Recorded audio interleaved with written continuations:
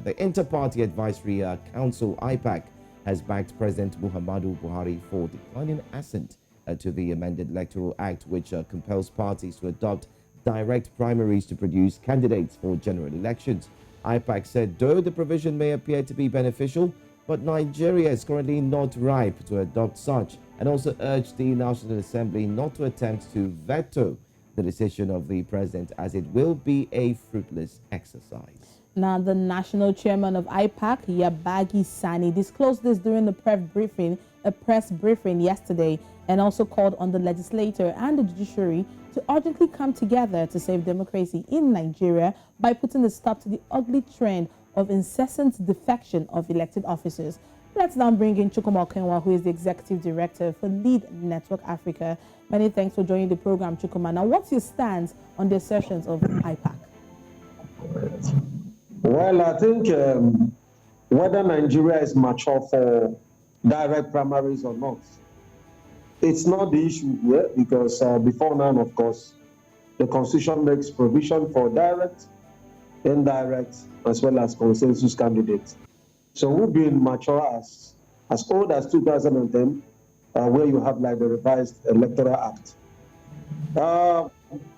Let me also quote the revered professor, Professor Mahmoud, who is in charge of INEC, the chairman of INEC. He said INEC has a minimal role to play in terms of party primaries, whether it be direct or indirect primaries. As such, the funding of primary elections largely in time past has been undertaken by the various parties. But I think the focus here should be whether direct primaries or indirect primary has any capacity of improving or enhancing the process of democracy. Well, like talking about is so much spoken about direct primaries. There is something we lose out here in terms of this conversation. Now, when you move the responsibility of moving the decision from a few set of persons within the party to all of the party members, where everybody become party stakeholders, the question is, to what extent are all of the party members politically conscious and aware? Will they still be under the whims and caprices of the political players, who certainly we've seen them play roles in indirect primaries? They try to bribe those few delegates. You talk about for the secondary election, which even involve every person, including card-carrying members of political parties or not, you still see that attempt of vote buying, and of course the citizens still fall for it. Now, in essence, anything on improving electoral process, any conversation we are having on that, without actually improving the mindset, the orientation of the electorates, it's not going to be sustainable. Because we've seen that happen with a few, for indirect primaries, there is bribery, there is process of votes. We've also seen that happen for secondary election. So how does anybody think? And for those legislators, which obviously we see that why they're actually at the forefront of this is for their own personal interest. Election is coming, and many of them think with this they are going to have advantage over sitting governors. Let me disappoint them by saying, once you move it to all of the card-carrying members within that particular state, the governors still have more financial powers to even bribe the voters. All right, Chukwuma, your focus has equally been on bribery and corruption, especially when it comes to elections. But IPAC is asking that direct primaries be expunged from the Electoral Amendment Bill, citing that it will incur complex logistics and huge financial burden on INEC. They are not even talking about the risk of corruption that may take place. Now, is this enough reason for it to be expunged because of the financial issues that will actually have INEC face a tough situation? Cited a statement recently credited to the INEC chairman that INEC has a minimal role to play. Constitutionally, it is not the responsibility of INEC to take all of the charges in terms of primary elections. So parties could sort them out. This, of course, wouldn't be the first time. We've seen APC, even in some states, deploy that direct primaries, and it works well. where you could see like maybe emergence of some certain candidates who ordinarily may not be able to emerge. So this is not as if to say maybe this is something that is strange to our Electoral Act. It is already there. But what we are trying to say in essence is, just citing the reference of complex charges and all the rest, I don't think it is good enough.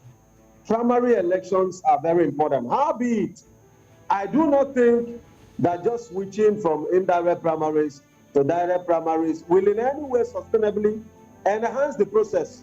Don't forget, when you move this from indirect to direct primaries, you are not talking about ability of all citizens being able to decide the emergence of credible candidates who will represent them at the general election.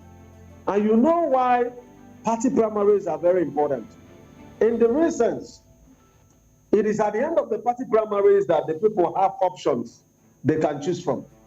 So practically in the real sense, the citizens, the electorates, do not really even have a role to play in terms of deciding the options they can choose from. So what does that mean? Supposing we have 4 major political parties and they bring for us those that have criminal records, 4 persons with criminal records, the only option we have will be to choose the least criminal amongst them.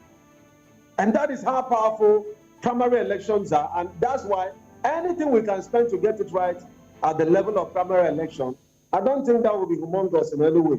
Howbeit, I doubt if with the current practice of always trying to influence through money and all the rest of it, if that is going to allow the process to be transparent enough to lead to the emergence of credible candidates that have capacity. Because listen to me, if at the end of the day, we still have the money backs, those with, with criminal records, just being the options, even if you do the freest and fairest primaries, and at the end of the day, you choose from the available criminals, certainly we'll still be back to the same place. So that is my concern.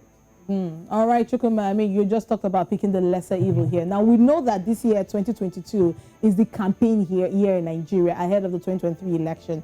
Is any amount too high in the effort to sensitize or to sanitize the nation's electoral process? I mean, should the legislature even invoke its veto powers to overrule the president? Yeah, sure.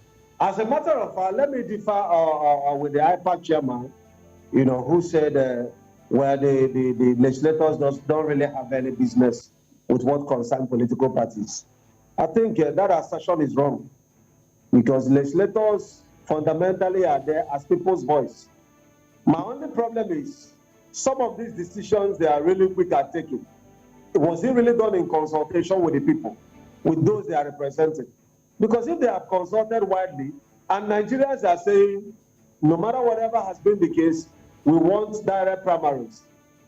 We want the process to be more open. We want the process to be more credible. The president is only there as #1 citizen. And no matter his refusal to assent that bill, that is why also the same constitution makes provision that some of those refusals could actually be overridden. You understand? When you have like the National Assembly, the 2 chambers securing up to 2/3 of the votes in favor of a certain cause, then it should be able to stand despite a presidential refusal to assent to the bill. So I believe in anything that means improving the process for Nigerians is the inalienable rights and, of course, office of legislators. And nobody should be able to oust them from that basic responsibility. All right, Chukwuma Okenwa, such a delight to always have you on the program. You give us a broader perspective to the stories that we bring to your table. Thank you once again for joining Breakfast Central. Thank you. Thank you so much. Thank you.